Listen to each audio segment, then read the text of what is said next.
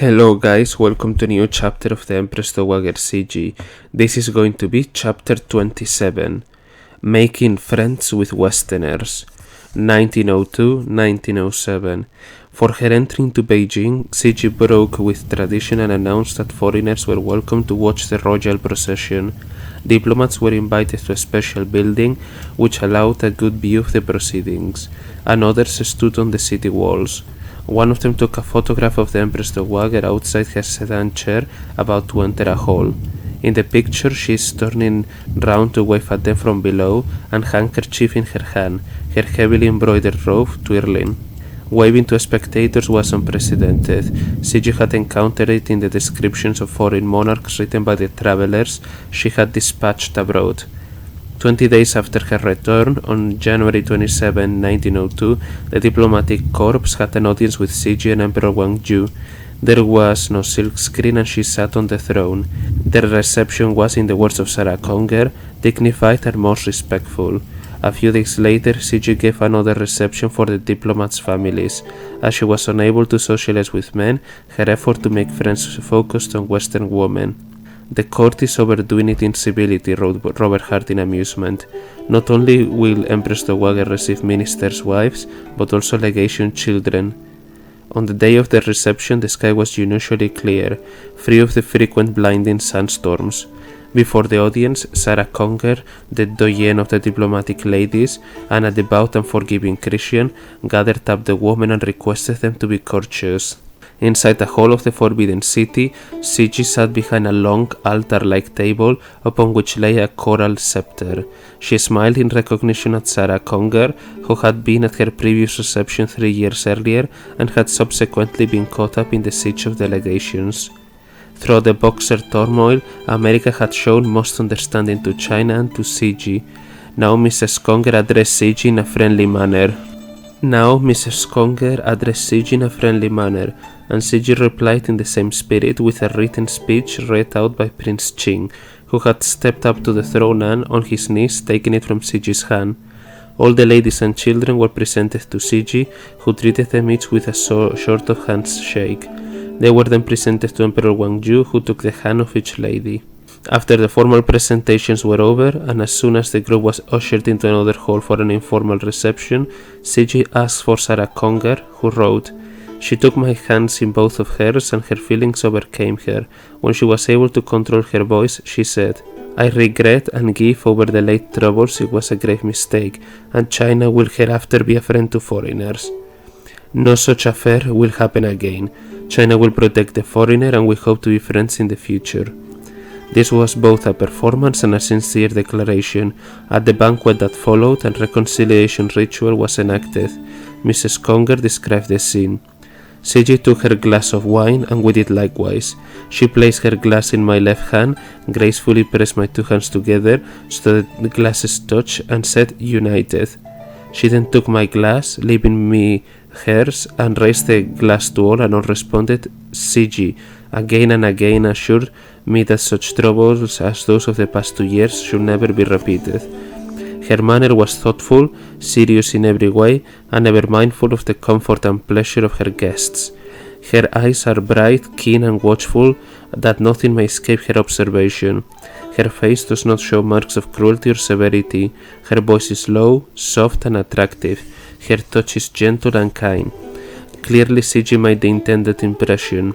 Cixi and her foreign guests then sat down to eat, which was something extraordinary, as court rules required her fellow diners to stand. Her experiment, however, proved to be unpleasant. On one side of her was seated the First Lady of the British Legation, Lady Susan Townley, the wife of the First Secretary as the Legation Minister, Sir Ernest Satow, was unmarried. Lady Townley had come to China in the aftermath of the Boxer unrest, with a decided aversion from the thought of being surrounded by Chinese servants. "I imagine they will be dirty and smelly with repulsive hands." She now leaned towards Cixi and asked her for a gift, the bowl from which the Empress Dowager was eating. Lady Townley knew well that court etiquette prescribed that no one should share a sovereign's dishes. Her request would only be perceived as an insult. Later Cixi told the lady in waiting These foreigners seem to have the idea that the Chinese are ignorant and that therefore they need not be so particular as in European society. But Cixi was also aware that many Westerners hated her because of the boxers. She swallowed the insult and obliged Lady Townley, who later boasted of her unique present. Cixi continued to be amiable to the lady, who described herself as the Empress Dowager's prime favorite. The availability did not diminish even after Lady Townley was caught trying to help herself to more treasures from the palace. Fellow Westerner who had seen her asking Cixi for the bowl wrote, "On another occasion the lady referred to above took an ornament from a cabinet and was carrying it away when the palace maid in attendance asked her to put it back, saying that she was responsible for everything in the room and would be punished if it was missing." Cixi showed no ill feelings towards Lady Townley, partly of course because she was a representative of Britain, but perhaps the Empress Dowager also discerned something more sympathetic in Townley. On her way to China in a steamer, Townley had seen a young girl being subjected to foot binding and was full of pity for the poor little children. The banquet was the only one that Cixi attended, but it marked the beginning of her frequent socializing with Western women. As she told the diplomatic wives at the end of the meal, "I hope that we shall meet oftener and become friends by knowing one another better." As gift-giving was an essential way of expressing goodwill in China, Cixi showered the wives with presents. On this occasion, she took Sarah Conger's hand in hers, and taking from one of her fingers a heavy carved gold ring set with an elegant pearl, she placed it upon one of mine. Then from her wrist she took choice bracelets and placed them upon my wrists. To each lady she presented gifts of great value. The children and interpreters were also kindly remembered. Back in the legations, the men decided that Cixi was trying to bribe their women and requested the court not to give gifts in the future. Robert Hart remarked, "The audiences have all gone off so well that the critics consider them too sweet and so suspect insincerity. They accuse Cixi of trying to wheedle the foreigners and curry favor, so that she might receive better treatment at the hands of the powers." This was undoubtedly one of her motives, but, as Sarah Conger put it, this historic day cannot do any harm. Other goodwill gestures followed, not least invitations to the Western and Eastern mausoleums, the Summer Palace, and even the Forbidden City. When visitors came to her quarters, gifts from their countries would be prominently displayed. Portraits of the Tsar and Tsarina of Russia stood on a table when the wife of the Russian minister called, and two steel engravings of Queen Victoria, one of her in regal array and the other with Prince Albert, surrounded by their children and grandchildren, hung on the wall to catch the eyes of the British, alongside a music box and other ornaments from the Queen. Lots of European clocks would replace her usual display of white and green jade statues of Buddha. Cixi's second meeting with the diplomatic wives was, for Sarah Conger, full of womanly significance. The Empress Dowager took the most extraordinary step of inviting the foreign ladies into the privacy of her bedroom. When we were taken into the most private room, Her Majesty seemed greatly pleased and waved her hand towards a richly draped and cushioned kang that reached across one end of the long room. The kang, a heated brick bed and seat, was Cixi's favorite place to sit. There, as if out of mischief, she gave the woman more presents. Her Majesty got upon the kang and motioned for me and others to do the same. She took a small jade baby boy from the shelf, tucked it into my hand, and with actions interpreted her unspoken words. "Don't tell." I took the dear little thing home and I prized it. It showed goodwill, and I do not intend to let go of that thought. I was truly grateful that I could see the good spirit manifested in that woman whom the world was condemning so bitterly. More gifts were to come. No one Mrs. Conger, fondness for the Pekingese, a beautiful little black dog, arrived in the American legation in a basket with red satin pad, complete with a gold-mounted harness with a long silk cord and gold hook. For Mrs. Conger's newborn granddaughter, Cixi sent over yellow silk boxes containing two beautiful jade ornaments, her first gift sent a foreign little one. Every now and then, potted peonies and orchids from her gardens, baskets of fruits from her orchards, boxes of cakes and bowls of tea would arrive at the legations, bearing Cixi's good wishes. For the Chinese New Year, fish, a most auspicious symbol as it shares its sun with abundance, will be delivered to the diplomatic families. the American legation received a colossal specimen, almost 3 meters long and weighing 164 kilos. In her very Chinese way, Cixi tried to build good relations, and in Sarah Conger she made one most valuable friend, who undoubtedly is her dealings with the foreign powers. The friendship helped to generate sympathy for China in America and facilitated America's return to the Boxer indemnity. In her goodwill offensive, Cixi encouraged other Chinese women to make friends with Westerners. Soon after the first reception, Sarah Conger, who was sympathetic to the Chinese, while there is much that I find undesirable, I also find in their character much to admire. I really wish to know them. Invited some court ladies to the American legation for dinner. Cixi's adopted daughter, the imperial princess, acted as her representative and headed the guest list of 11. Known to be plain in appearance, dignified in bearing, and noted for making the most grateful courtesy of any lady in court, she arrived in a yellow sedan chair. The other princesses were in red chairs, and those of lesser ranks were in green, with interpreter in an official mule cart. They came with 481 servants, including 8 eunuchs each and 60 soldiers at the gate. For the Chinese, the more senior a person was in rank, the larger the number of servants. Mrs. Conger exclaimed, "What a sight!" The imperial princess brought greetings from Cixi, who hopes that the pleasant relations that now exist between America and China will always continue as now they are. When the ladies left, the grand procession passed from under the American flag and into the streets of the dragon flag. All Chinese were kept from the streets through which the procession passed, but thousands were standing elsewhere enjoying the sight. Before long, the ladies of the court invited the foreign ladies in return, and Mrs. Conger went with nearly 100 servants to conform to Chinese custom. Thereafter, the women began to mingle and became friends. In early 1903, Mrs. Conger wrote about her recent life to her daughter, who had been with her in China earlier. "Do you know the departure from old-time customs and the opening little by little of the locked doors? I detect and appreciate it. The wives of high officials, both Manchu and Chinese, are opening their doors to us, and I am entertaining them in return. My former ideas of Chinese ladies are undergoing a great change. I find that they are interested in the affairs of their own country and also in the affairs of other countries. They study the edicts and read the newspapers. At times I refer to items and events to bring out their ideas, and I find that they have much information to give. I find that we have many thoughts and ideas in common," Mrs. Conger discovered. The Chinese woman had read books translated by missionaries. They spoke of Columbus' discovery of America, of the landing of the Pilgrims, of our troubles with England, the seceding of the colonies, of our Declaration of Independence. One was greatly interested in Professor Zheng's monetary system, a system that the professor of Cornell University, Jeremiah Jenks, was proposing for China that year. The American minister, Edwin H. Conger, was as impressed as his wife.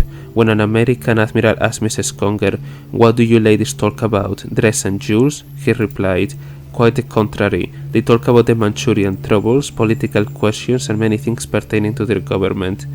At least some of the court ladies must have been told to do their homework, as Cixi knew Westerners respected women with diligence and intelligence. Sarah Conger and Cixi met often and had long conversations. Cixi told the American about her experiences in 1900, relating in a vivid way the incidents of her flight and that of the court. She told me of their trials and deprivations. Her Majesty cited to me many things of which I thought her totally ignorant. Cixi listened as well as talked. She was deeply interested in hearing of her China as I really saw it. When they met after Conger had traveled extensively in the country in 1905, the American lady described her impressions. "The Chinese are reaching out for foreign ideas as never before. The whole world detects the dawn of broader thoughts." Sarah Conger was giving Cixi something most valuable to the Empress Dowager, feedback from a Westerner about the monumental reforms she had put in train. Conger felt indignant over the horrible, unjust caricatures of her friend in the foreign press and a growing desire that the world might see her more as she really is. So she gave interviews to American newspapers and described Cixi as I have many times seen her. The Americans' portrayal of Cixi and the fact that they had become close friends created a new sympathetic image of the Empress Dowager, especially in the United States. The press began to acknowledge her reforms, although they habitually gave credit to Mrs. Conger, claiming that through Mrs. Conger's influence, numerous changes have taken place. China's woman ruler Americanizing her empire, read one headline. However, grudgingly, the papers began to present Cixi as a progressive. One sketch even showing her in a fighting posture with a caption reading, "She orders women's feet unbound," which was one of the first edicts that Cixi gave when she returned to Beijing. Sarah Conger was instrumental in bringing Cixi a better press in the West. Cixi was appreciative and felt genuine friendship for the American lady. In 1905, the Congers had to leave China for another post. Sarah was decorated with a most exalted title and was presented with beautiful farewell presents. Before departure, she called on the palace to say goodbye to Cixi, and after the formalities, we were seated, and as one woman with another, the Empress Dowager and I conversed. Then our goodbyes were said, and as I was leaving Her Majesty's presence, I was asked to return. Her interpreter placed in my hand a good luck stone, a blood jade, with these words, "Her Majesty has taken the good luck stone from her person and wishes to give it to you to wear during your long journey across the great waters, so that you may safely reach your honorable country." Unremarkable in appearance, this piece of jade had been passed down through generations of the Qin dynasty and had been worn by Cixi herself during her reign, as a talisman that would protect her in her tribulations. To part with such an object was no small thing. To do so impulsively showed Cixi's real feelings. The Congers continued to receive her messages after they were gone. In her effort to improve Cixi's reputation in the West, Sarah Conger conceived the idea of having the Empress Dowager's portrait painted by an American artist for the St. Louis Exposition in 1904. Cixi agreed at considerable psychological cost. Traditionally, portraits were only painted of dead ancestors, although there were watercolors depicting daily life, and Cixi, for all her departures from convention, was superstitious.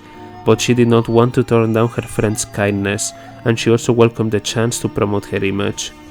Catherine Karl, whose brother worked in the Chinese customs, was recommended, and came into the court in August 1903. Cixi had only committed to one sitting, and for this she was splendidly decked out, as befitted the Empress Dowager of China. She wore a brocade gown of imperial yellow, richly embroidered with threads of pearls in a wisteria pattern. Hanging from the top button on her right shoulder was a string of 18 enormous pearls separated by pieces of jade. Also suspended from the button was a large ruby with yellow silk tassels that determined into immense pearl-shaped pearls. A pale blue embroidered silk handkerchief was stuck under one arm, and a sandbag with long black silk tassels under another. The headdress was packed with jewels of different kinds, as well as large fresh flowers. Her arms and hands were adorned with bracelets and rings, and as if to extend the area for more decoration, bejeweled nail protectors capped 2 fingers on each hand. The feet were not neglected. The square-fronted embroidered satin shoes were covered with small pearls, leaving bare only the centimeters-high soles. Walking on those impossible soles, Cixi advanced animatedly towards Miss Karl and asked where the double dragon throne, her seat, should be placed. And so the painter began work, in a hall where she counted 85 clocks and chiming. The feelings that her eyes gave were of piercingness. Those eyes judged Miss Karl to be a straightforward person with an open and strong character. Cixi liked her. After the sitting, wrote Karl, she asked me, looking straight into my eyes the while, if I would care to remain at the palace for a few days, that she might give me sittings at her leisure. The artist, who had very quickly warmed to Cixi, was overjoyed. The reports I had heard of Her Majesty's hatred of the foreigner had been dispelled by this first audience and what I had seen there. I felt that the most consummate actress could not so belie her personality. Karl stayed on for nearly a year. Through her, Cixi was allowing the outside world into the mysterious Chinese court. She also enjoyed Karl's company. The painter lived in the palaces, saw Cixi practically every day, and mingled with people in the court. With an observant and sensitive eye, she came closer to Cixi than most. She noticed her awesome authority, not least through the fact that her portrait was treated with respect and reverent officiant across the holy vessel of the church.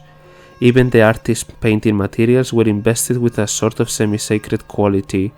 When Her Majesty felt fatigued and indicated that the sittings were finished, my brushes and palette were taken by the eunuch from my hands, the portrait removed from the easel, and reverently consigned to the room that had been set aside for it. The brushes and palette were gingerly placed in specially made, large flat boxes, which were locked and the keys entrusted to the head eunuch. Catherine Carl saw how Cixi got her way in this case by presenting her requests about the painting diffidently, as if asking for a favor. She took my hand in hers and said in an almost pleading way, "There is a bit of trimming that is not well finished. You will arrange it for me, will you not?" She would apologize for her requests. "I'm giving you a great deal of trouble, and you are very kind. One request, most tentatively and anxiously made, concerns the date when the portrait will be finished. It had to be an auspicious one. The painter could not simply finish when she wished." The almanacs were consulted, and it was decided that April 19th, 904 was the right day, and 4 o'clock in the afternoon the ideal time. Miss Carr readily accepted, and Cixi looked hugely relieved. Carl was very struck by Cixi's passion for her gardens. However careworn or harassed she might be, she seemed to find solace in flowers.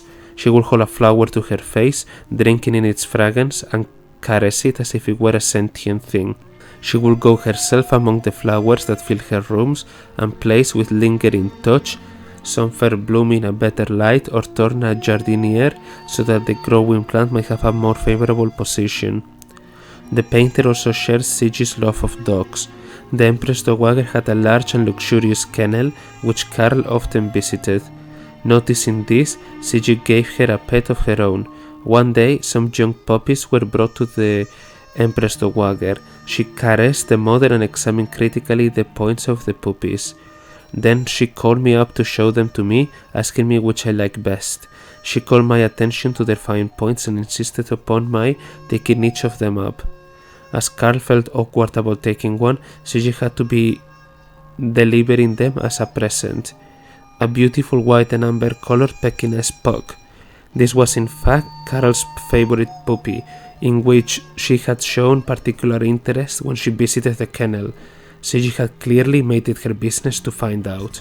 Carol experienced the most thoughtful side of Cixi in a personal and feminine way. One day they were out walking. As the day was fading and I was thinly clad, Her Majesty thought I was cold, and seeing I had no wrap, she called to the chief eunuch to bring me one of hers. He selected one from the number that was always brought along from these promenades and gave it to Her Majesty, who threw it over my shoulders. She asked me to keep it and to try to remember to take better care of myself in the future. When the cold season was coming, Cixi sent a maid to Carol's apartment to get one of her tailor-made European dresses, and had the palace tailors copy this in padded silk. She gave Carl a long, soft chasse to tie at the side, which she side-mated to make it look more graceful. As the weather got colder still, Cixi designed for Carl a long fur-lined garment, a hybrid of European and Chinese styles, which the painter thought not only pretty but comfortable to paint in. The Empress Dowager also picked a sable hat for Carl, choosing a color that she felt would complement Carl's blonde hair and a design that she said would bring out her strong character. These non-European outfits were presented to the painter delicately, as Cixi was mindful that the American lady might not like the costume of another culture. Cixi's own clothes were expressions of her ethnic identity. The only time she did not wear Manchu dress was during her flight, when she wore the clothes belonging to County Chief Wo's family, which were Han. She told Carl that her new clothes were only for practical purposes and would not violate her personality. Showing the same sensitivity, when she gave a garden party for the diplomatic ladies, Cixi would arrange for Carl to be taken out of the palace to join Mrs. Conger and re-enter with American legation ladies, in case Carl might be embarrassed to appear as though she were a member of the Empress Dowager entourage. Going for walks in the gardens, Cixi would pick small flowers and tuck them behind Karl's ears, in a gesture of intimacy that Karl realized was to ensure a similar treatment of me by the ladies and eunuchs. Cixi also saw to it that Karl was included in all enjoyable activities. The beginning of the kite flying time in spring was one such, when grandees and literati ran around like children. It was customary for the first kite to be sent up by the Empress Dowager. On that day, Cixi invited Karl to the garden, and after letting out the string and expertly handling the kite, handed it to Karl and offered to teach her how to fly it. Cixi behaved to Miss Karl like a girlfriend. They had a lot in common. No one appreciated Cixi's garden as keenly as the American painter. The exquisite pleasure the contemplation of this glorious view gave me tremble with delight. They laughed together. One day Cixi went to see her chrysanthemums, which were in full bloom, while Karl remained at her work. When she returned, the Empress Dowager brought Karl a new variety and said, "I will give you something nice if you guess what I have named this flower."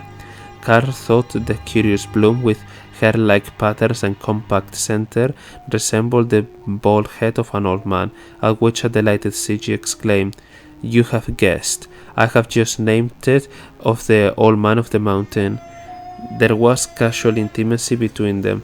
At one of her garden parties, Cixi scanned Karl's grey dress and took a pink peony from a vase and pinned it on her, saying that a little color would be nice.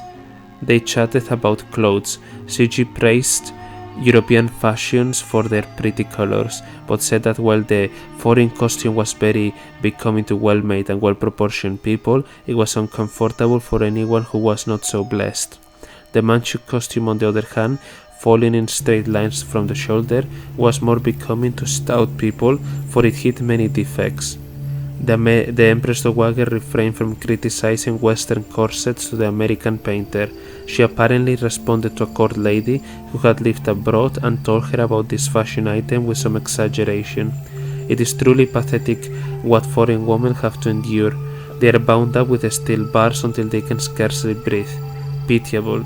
Staying with Cixi for almost a year, seeing her virtually every day in her own milieu, Catherine Karl felt that she had come to really love Cixi. The feeling was mutual. Cixi invited Karl to stay on for as long as she wanted and suggested that she paint other ladies in the court and maybe even spend the rest of her life in Beijing. Karl gently declined, feeling that the world beyond the palace gates called me. Her paintings of Cixi were somewhat unremarkable. Western portraits have shadows on the face, but in the Chinese tradition a face with black shadows was a yin-yang face, which appointed to a dubious character, a double-crosser. Heavy pressure, however tactfully exerted, was put on Miss Karl to iron out the face.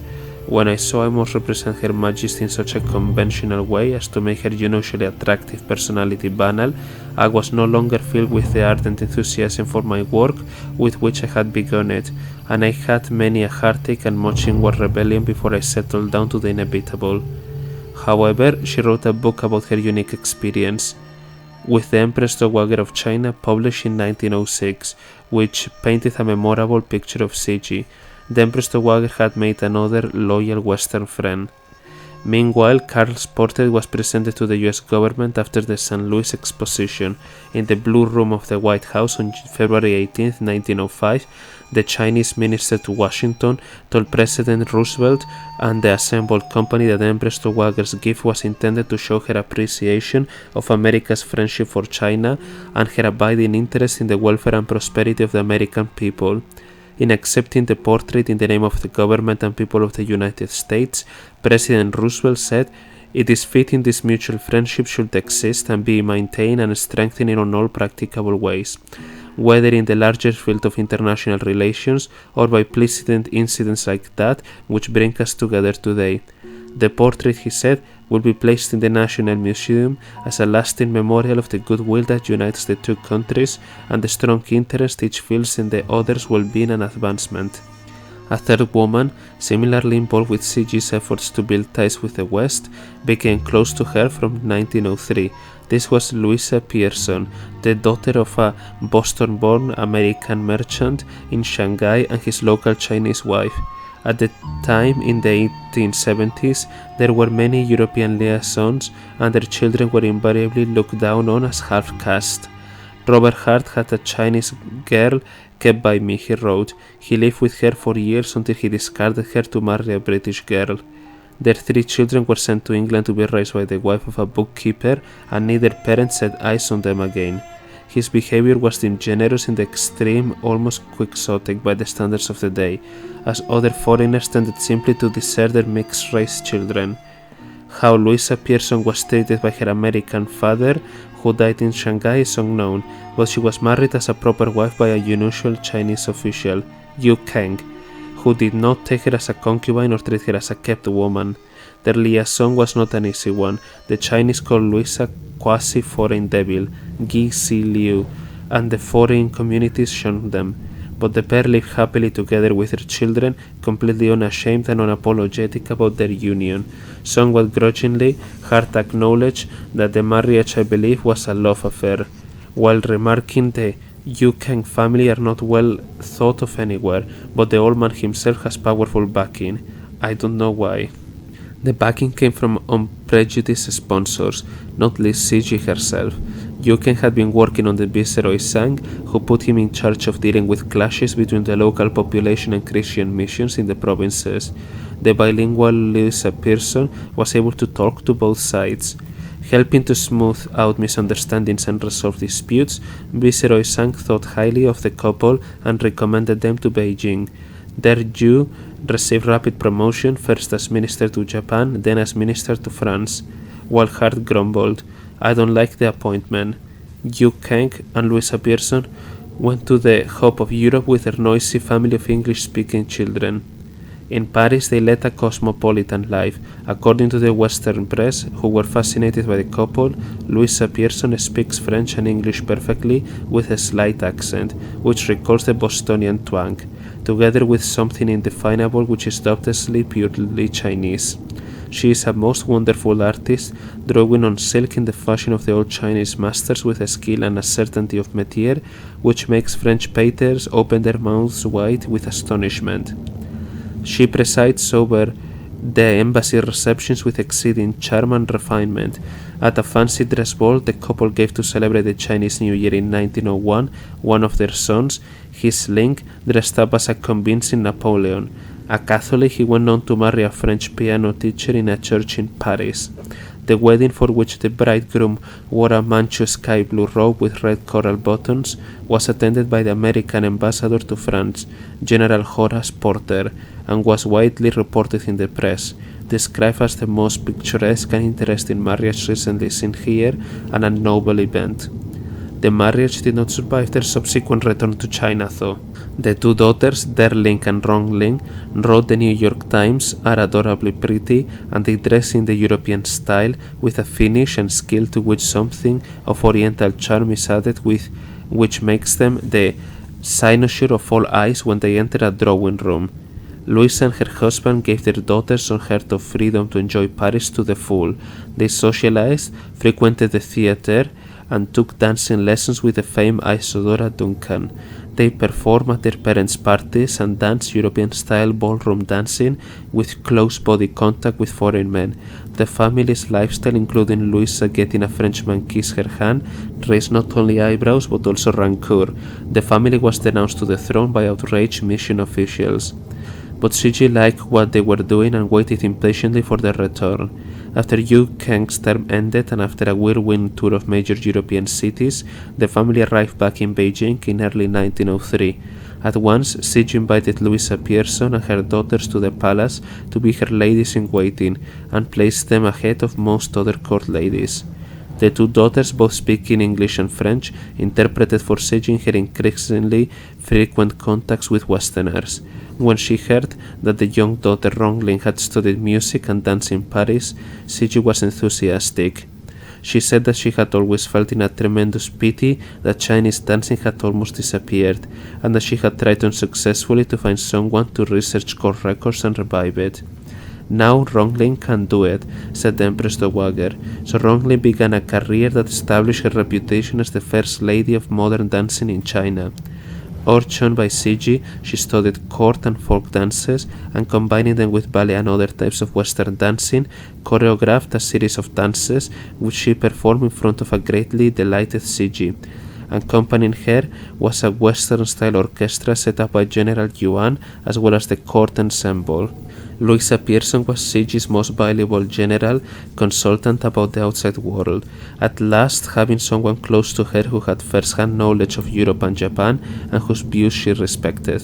Cixi sought her advice daily.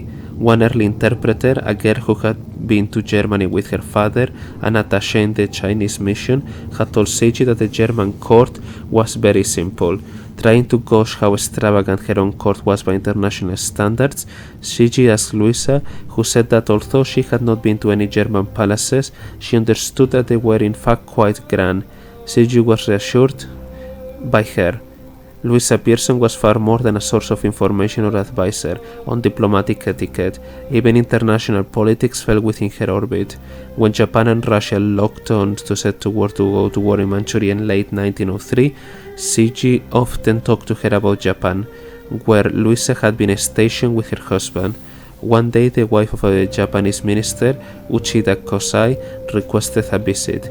Cixi was very fond of the lady and had given her a Pekingese puppy, as she had to Miss Conger. Such friendly gestures were of course also for the benefit of Tokyo. Cixi knew that lady's visit at this moment had a political agenda, and that Tokyo wanted to sound out her real thoughts about Japan, which she had not wished to divulge. Louisa Pearson helped Cixi decide to have Ron Link as the interpreter, who, on her mother's instruction, mistranslated the Japanese lady, probing unpolitically charged questions, turning them into harmless chatting. Louisa was so indispensable to Cixi that when she occasionally went away to see her sick husband, Cixi would urge her, however tactfully, to hurry back. It was with reluctance and resignation that Cixi let Louisa leave the court altogether when her husband was extremely ill and died in 1907.